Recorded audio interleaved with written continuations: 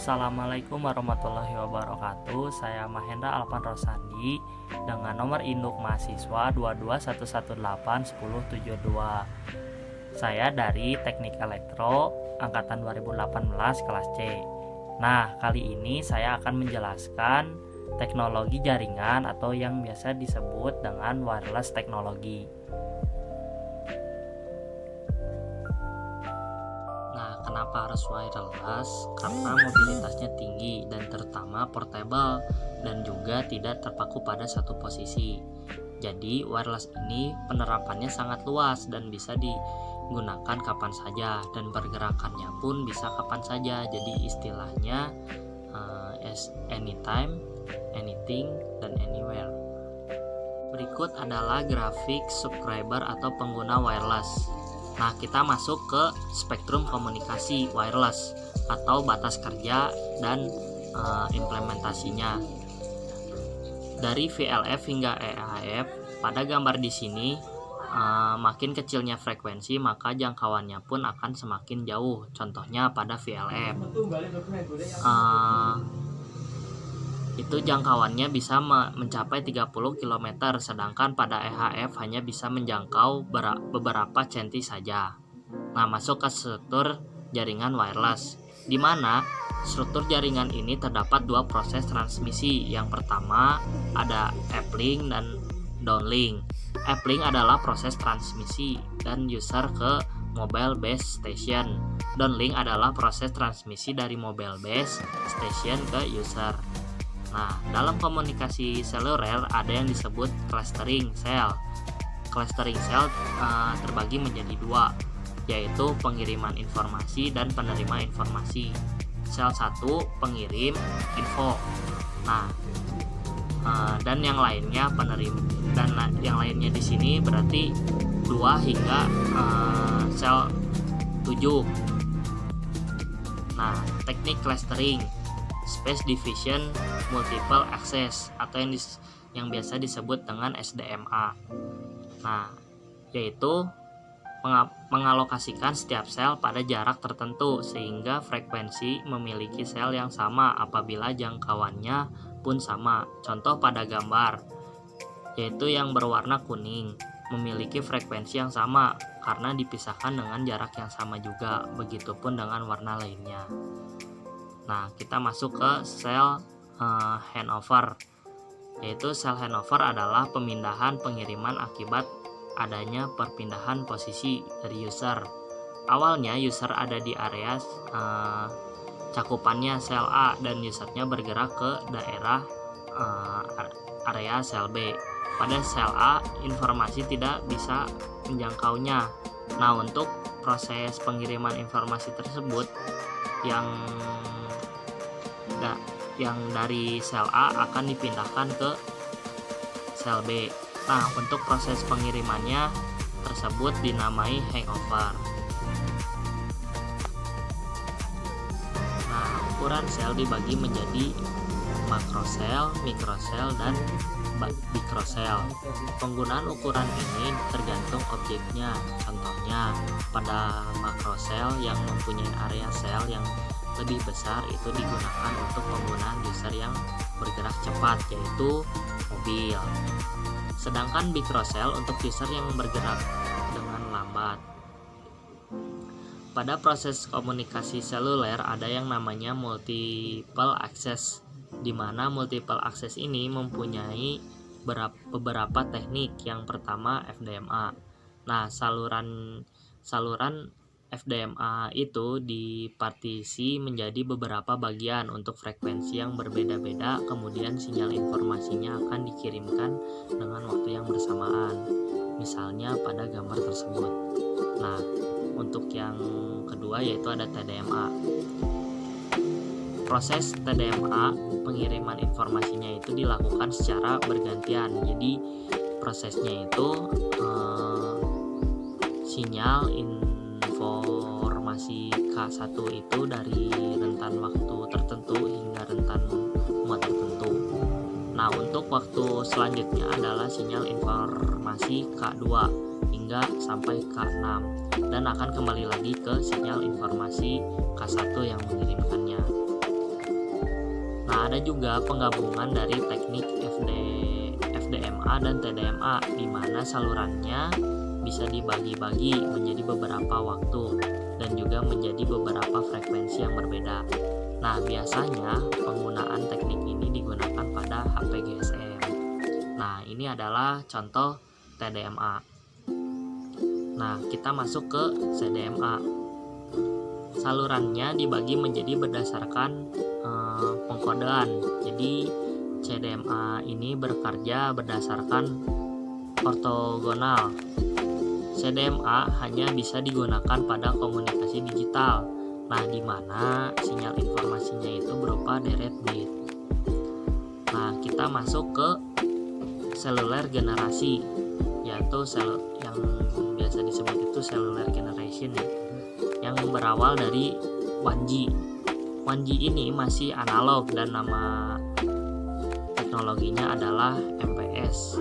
Lalu masuk ke 2G, nama teknologinya adalah GSM. Nah, masuk lagi ke zaman 2.5G, nama teknologinya adalah GPRS dan Edge, dan masuk ke 3G dan 4G.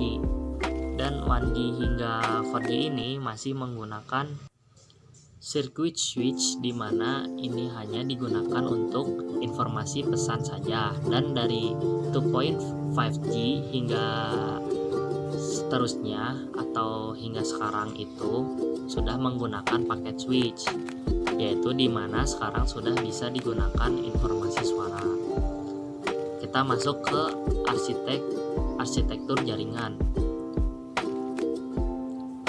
Untuk alurnya itu informasi akan dikirimkan dari user ke BTS, lalu masuk ke BSC, lalu masuk ke MSC, di mana MSC ini berfungsi sebagai gateway. Jenis komunikasi yang pertama, Short Message Service. Nah, SMS ini hanya ada di teknologi seluler, tidak terdapat di telepon kabel. Nah, SMS banking, kita masuk ke SMS banking, yaitu alurnya itu dari customer itu akan tersambung ke internet. Nah, lalu akan terhubung ke website bank, lalu masuk ke bank backend system, dan akan dimonitor oleh SMS monitoring application, dan customer itu akan tahu saldonya. Langsung masuk ke satelit system. Sistem wireless ini juga digunakan pada sistem satelit. Klasifikasi dari satelit ini berdasarkan ketinggiannya dari permukaan bumi. Yang pertama ada LEO, yaitu Low Earth Orbit, dan MEO, yaitu Medium Earth Orbit. Lalu ada GEO, yaitu Geostationary Earth Orbit. Ya, sekarang masuk ke GPS Constellation Satellite. GPS ini adalah contoh dari penggunaan satelit. GPS ini dioperasikan pertama kali oleh USAF yang menggunakan 28 satelit yang mengorbit di planet bumi. Nah, kita masuk ke GPS realization, di mana ini untuk objek yang bergerak seperti pesawat, terus kapal pesiar dan lain-lain. Dan automatic vehicle location atau AV dan AVL digunakan untuk ke tracking, terus deteksi batch dan tracking aset dan sebagainya. Nah, kita masuk ke wireless LAN. Nah, untuk LAN ini awal mula ide ini dari LAN, tetapi tidak menggunakan kabel. Nah, yang dimana ini tersedia di 802.11 Bluetooth dan UWB. Nah, komponen dari wireless LAN yaitu bisa dilihat dari gambar. Nah, masuk ke konfigurasi. dari wireless LAN peer to peer atau dari user ke user. Yang kedua adalah client access point. Yang ketiga adalah multiple access point plus roaming. Dan yang keempat menggunakan antena direksional untuk menambah jangkauan dari wireless LAN. Nah, masuk ke Bluetooth.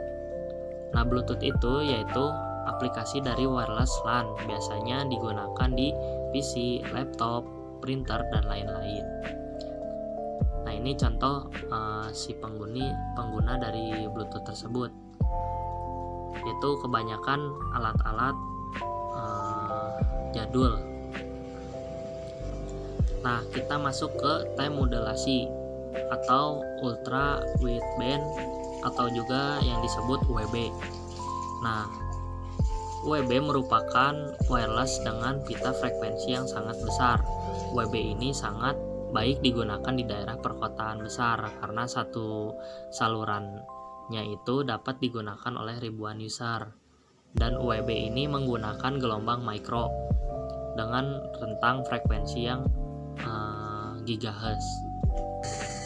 Nah, sekarang kita masuk ke ultra wideband properties, yaitu UWB yang dayanya kecil. Nah, biasanya itu menggunakan 0,01 miliwatt dan UWB ini mempunyai jangkauan range itu 30 sampai 300 kaki dan dia mempunyai kecepatan 100 Mbps, dan apabila jaraknya didekatkan akan mendapatkan 500 Mbps seperti itu. Nah, kita sekarang masuk ke wireless application support atau ada juga wireless application protocol yang bisa disebut dengan WAP. Nah, WAP ini menggunakan wireless markup language. Contoh dari WAP ini adalah SIM card. Jadi WAP ini membagi konten ke dalam satu telepon seluler. Nah, cara kerjanya sebagai berikut. Sekarang kita masuk ke standar komunikasi wireless.